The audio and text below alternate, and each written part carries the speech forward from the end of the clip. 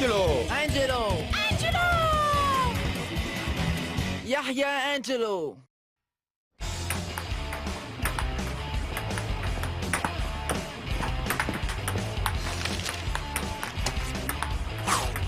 تفقدوا هذا.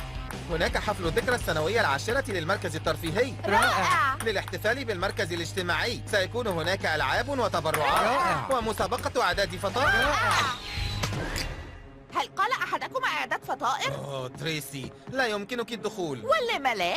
المنافسة هي اسمي الأوسط، وهذا حقيقي. حسناً، كبداية عليك أن تعدي شيئاً حلواً، وكلنا نعلم أن هذا ليس أسلوبك. هذا ما تظنه أنت. أنا حلوة جدا، أحلى من العسل المغطس بالعسل. المغطس بالنحل القاتل. أنا أربح أيها الخاسر. سأفرك فطيرتي الرابحة مباشرة على وجهك المقزز. هل ستفعل هذا حقا؟ بالتأكيد سأفعل. في الحقيقة فطيرة في الوجه ستكون ممتعة. أجل، لن يكون ممتعا. حينها تريسي ستذكرك بأنها في فازت. كل يوم لبقية حياتك.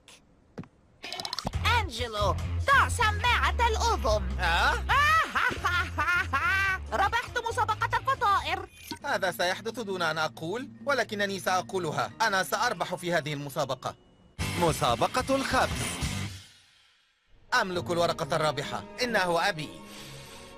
هذه الفطيرة غنية بالرمان وتحتوي قشرة لذيذة على التوت البري وحبوب إفطار فرانكنبيري والكرز. يعرف هذا الرجل كل شيء عن الفطائر.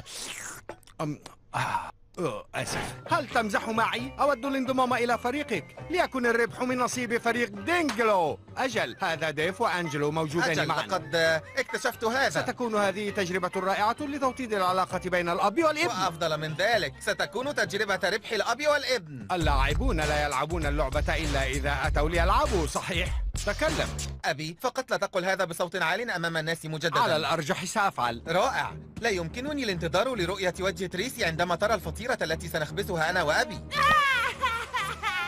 إذن أبي، ما الفطيرة الرابحة؟ توجد فطيرة اللوز بالسكر والقرفة، وتورتة الفراولة اللذيذة، وفطيرة التفاح المقرمشة. لم أنتهي من تعجبني هذه الأفكار.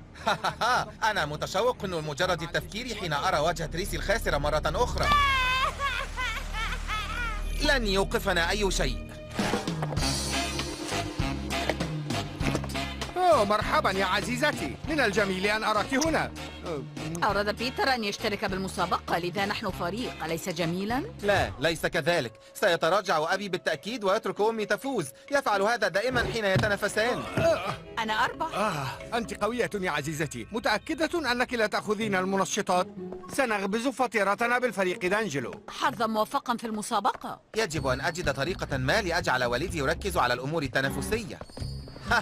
ممتاز. القليل من الكلام المحبط مع تحريك الأشياء سيشعر أبي بالاندفاع. أهلا سيد فوت، أرى أنكما أيضا ستخبزان فطيرة الليمون. أجل يا أنجلو، نحن سنخبز فطيرة الليمون، إنها لذيذة ومغذية أيضا. كنت لأوافق معك، سيكون كلانا مخطئا. ما معنى هذا؟ إنه كلام محبط يا عمي، مثل هذا.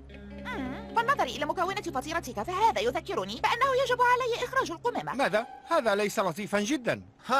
ويبدو أنك نسيت مكونا من مكوناتك، شارة المركز الأخير. حقا؟ سنقوم بهزيمتكما هزيمة مبرحة. حقا؟